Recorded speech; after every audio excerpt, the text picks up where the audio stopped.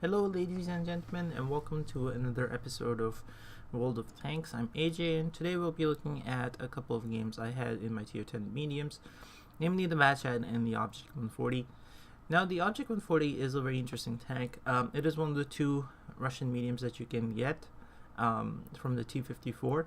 I like the T-62A more than the Object 140 just because I like the gun handling on the T-62A, and I like its incredibly strong turret, which is a pain to pen if you get into a proper spot.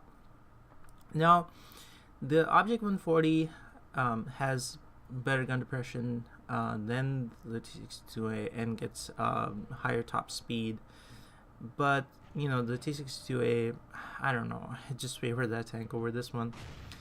Now on this map, I generally tend to go west in anything that has gun depression, and use that to sort of like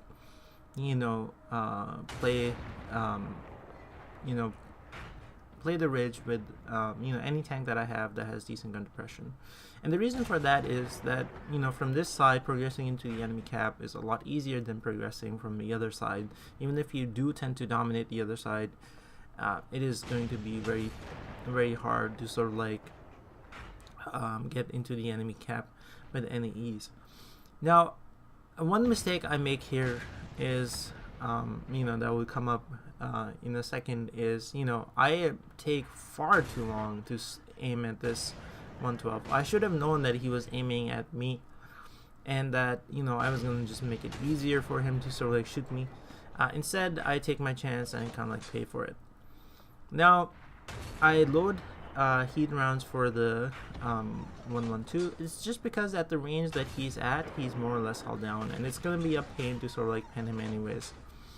I think the angling that he's doing is not gonna save him, to be really honest. And so I just let him be for now. I go away. I should have done that slightly sooner, or picked different targets to shoot at. Now, as I'm going, trying to go and figure out which flank I'm needed on, at this point, I could have gone west, could have gone east, where seeing as the enemy push is coming from there. Instead, what I decided to do is I decided to push on my flank really hard. And to start off with, I'm gonna go pick off this IS-8, who is by himself, and I know he just fired, and I can put two shots very easily for his one shot, just because of the reload on the 140. Now he fires again, thinking he had a shot.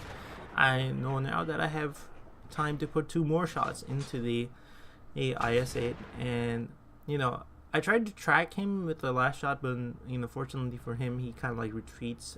And as I see a shot swing by, I see there's a Lorraine behind me. I fire on the move at the Lorraine and I pen him.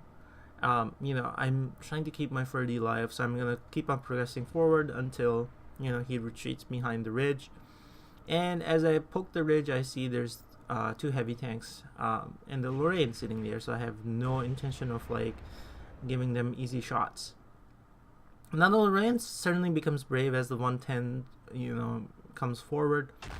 I tried to take a shot at the Lorraine as he showed me his side. Lorraine sort of like comes out and puts one into me and retreats. I know the 110 starts to YOLO towards me, and I turn my turret quick enough to sort of like damage him. Now the Lorraine comes forward and puts one shot into me. It does no damage, and he unfortunately takes an RD round, and that is the end of that. Now this my nemesis, the 112, which I was trying to pick off earlier, decides to go back before when he started coming forward, and I decided to use this dead Lorraine to use as cover. I know, but I kind of realized that the Lorraine is just too tall of a tank to sort of like for me to sort of like shoot effectively, so I'm gonna try and close the gap on this 112 and sort of like pick him off at close range. Now the other mistake that the 112 is gonna do is he had a very good spot where he could have sat and not let me circle him, but then he moved forward and made it easier for me to sort of like circle him again. The EC-85 comes in. I try to track him with one of my shots. Unfortunately, it goes. Unfortunately for me, it kind of like doesn't track him, but I didn't have to pay for it anyways, and he dies. Now the T-54 came back to sort of like, you know, reinforce the flank. I let the E-75 go on that side, and all of a sudden I realized there's an SDI coming in my direction. Now the SDI fires on the move and only manages to track me. I put 2 shots into him for what he for his 1 shot. I thought I was hull down, but apparently I wasn't. He could see my hull, and the gun carriage misses me at this close spot. Now I was thinking that the E-75 would be able to kill the T-54. Unfortunately for me, the E-75 decided to YOLO into the T-54, and I missed the shot, which could have actually ended the game right there. And RNG did not decide to like screw the poor T-54 over by giving him a low roll, and I survived with little to no health. Now I'm starting to go back, trying to pick off the 1 tank that was remaining. Kudos to the people who were in the east on this game, because without them this game would have been long over. I actually did not think we were gonna live as long as we did, and you know, I decided to sort of like go forward and, you know, peek over this rails in order to try to figure out what the T-95 is. Unfortunately, the Leopard finds out with his face where the T-95 is. He gets blown away, and I come over to the top, put 1 shot in the T-95, and before he can turn around, the artist finishes him off. Now here's where I make a very costly mistake. It didn't cost like us the game, fortunately, but you know, in the long run, you know, it could have. Now I go over here and I know that the Conqueror is here somewhere, and you know, I kind of spot the Conqueror, but instead of now actually waiting for the BatChat to catch up, what I decide to do is I try to be sneaky. And how do I decide to be sneaky? Is that I will step onto the cap, you know, in order for him to sort of like figure out that I'm coming from behind him, and you know, but then he doesn't bite, and I don't know, I think maybe I was just overthinking what I was doing. And the Conqueror, instead of me sort of like inching forward, I decided to rush it, and the Conqueror has good, you know, makes a shot and basically finishes me off. Unluckily for him, the BatChat wasn't that far behind, and the BatChat with his incredible penetration somehow managed to bounce the first shot. But you know, in the end we won, and it was a decent game, and for me, in which I suppose I did things. In the second game, I will be playing my BatChat. Now I'm kind of like new to the BatChat. I do love this tank a lot, though by no means is it an easy tank to play. I think I've played a lot of very difficult tanks. You know, I enjoy somewhat of a challenge of playing a difficult tank. Like for example, I have the 113. Its gun depression, you know, the -4 degrees of gun depression leaves something to be desired. But it's a very good tank. Now what I do is here is I turn around and poke over the ridge instead of like, you know, putting my tank first. It's because like the BatChat doesn't have really good reverse speed, but it's really good going forward. So if you have to run away, all you have to do is start running forward. Over here, you know, I'm just biding my time, trying to figure out where most of the enemy team is, because you know, BatChat's not something that can sustain long durations of fire. It is a very, it's the tank that can come around, dish shots really quickly, and then run away. And you know, I'm just trying to figure out where most of the enemy team is, so I can figure out where, if there's any you know, openings for me to sort of like use. I see the Waffle in the distance. I try to take a shot at him. He, fortunately for him, disappears at just the right moment, and I have no shots. Now I kind of like back off the ridge, not knowing whether I was spotted or not. I know there's an E4 behind the rock. You know, I don't know whether there's anybody covering him in the back. Now I'm trying to poke this ridge again in order to sort of like figure out if there's anybody who's gonna reinforce this flank. And I don't. At this point, at some point, I kind of like realized that they have kind of like left this flank on their own, and that most of the team, the enemy team, is either camping in the back or camping their base in particular, which is not a very effective strategy on this map. So I decided to rush this e4. I know I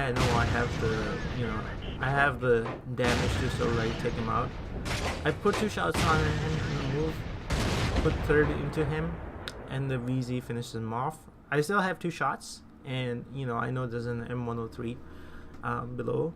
And so instead, I'm just gonna reloading. I'm just gonna put the other 2 shots into him.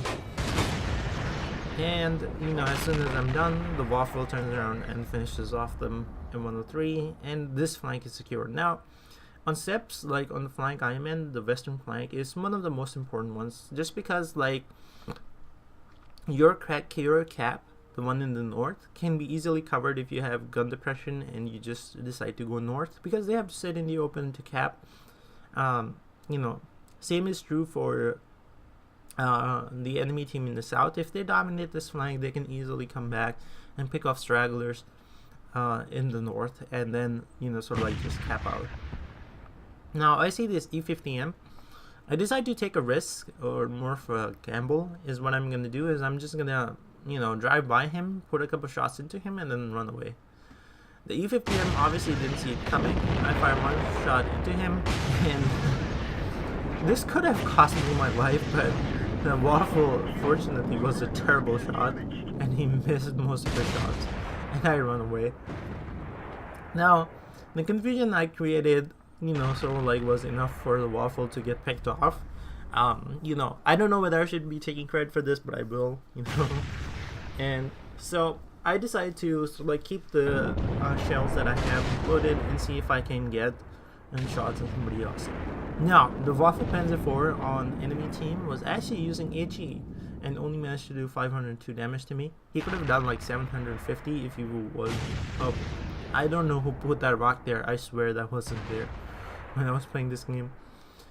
And so the Waffle Panzer IV could have done much more damage to me, but instead he was trying HE for some unknown reason. Now, I see that the Centurion Sim 1 is right there, and this is why map awareness is sort of like key. He knows that if he had seen the map, he would have seen that there's a BatChat passed right behind him somewhere. Instead of being worried that I might come around and clip him, he's still focused on the tanks in front, which he can actually protect himself against. Now I'm just waiting for the reload to come on. I come around and put 1 shot into the Centurion. Somehow I only managed to bounce off his behind, but I managed to put the rest of the 4 shots in, and that finishes him off. The Waffle Panzer IV comes back and decides to take a shot at me, but then he pays for his life. And I decide to, at this point, head back to see if I can help the people in the west, but they've sort of secured that flank already, so I was not needed there. Now I'm just waiting for the reload to sort of be done. Most of their tanks are spotted. The only tank that hasn't been spotted is their Artie, and I figured if he was not spotted in the east on the flank that we were, then he's probably somewhere in front of me. And as soon as I cross, I'm kind of I'm proven that was the case. Now the E100, I don't know what he's doing. He's firing behind himself while giving his flank to the tanks that are in front, which there are a lot more tanks in front than there are in the back. And that makes it easy for me to farm some more damage. Hopefully you enjoyed these videos. Feel free to rate and subscribe, and I will see you on the next episode, whenever that is.